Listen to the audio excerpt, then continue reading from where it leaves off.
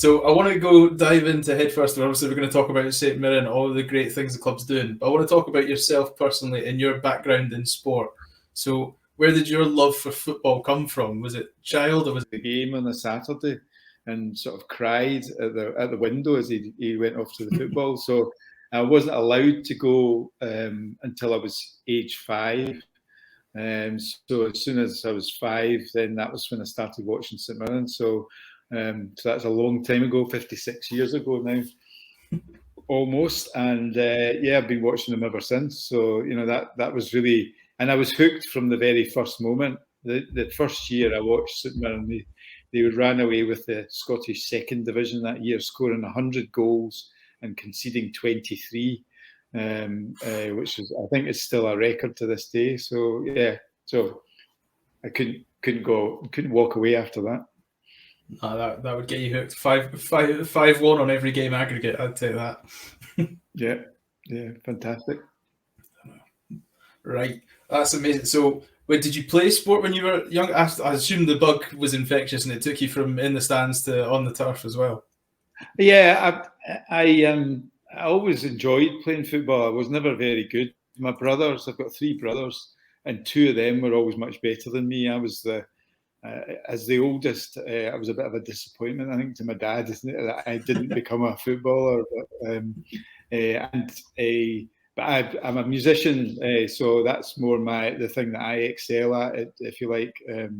I play the cornet, and still to this day. So I've done a lot. I've played in the Royal Albert Hall, I think, 16 times. On my musical side of things. So yeah. So I was always sort of putting goals when I was young because I really wasn't very good at football. But I still play 5-a-sides to this day, to be honest. But so I love it. But I'm a very enthusiastic amateur. It sounds like you've got it sort of there. You're preaching to the choir there about the oldest and not necessarily being the best. You had the sense to go and do something different. I just kept moving sports, and my brothers followed me and got better at that. So at least you had the sense to go, I'll just go play in the Royal Albert Hall. I really like how you snuck it in there as well. Like, I play music, I do a bit at Royal Albert Hall every now and again when I've got the time. Yeah. I like that. That's a lovely, what we call in the industry, a humble flex. I like that. Yeah.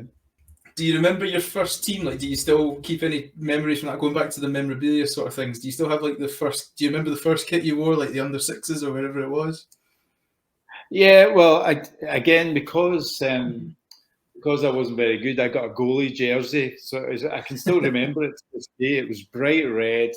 It was the thickest thing you could ever imagine, because it's none of these technical fabrics that you have these days. I mean, it was thick cotton, and it was made by the local sports shop who supplied St Mirren at the time with their kits. So yeah, it was a bright red, very thick jersey that I wore for years and years and years.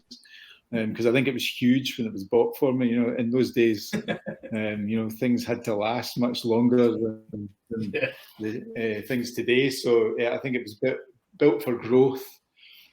So I wore that for years, and I used to enjoy playing in goals, throwing myself about in the mud. It was always good fun.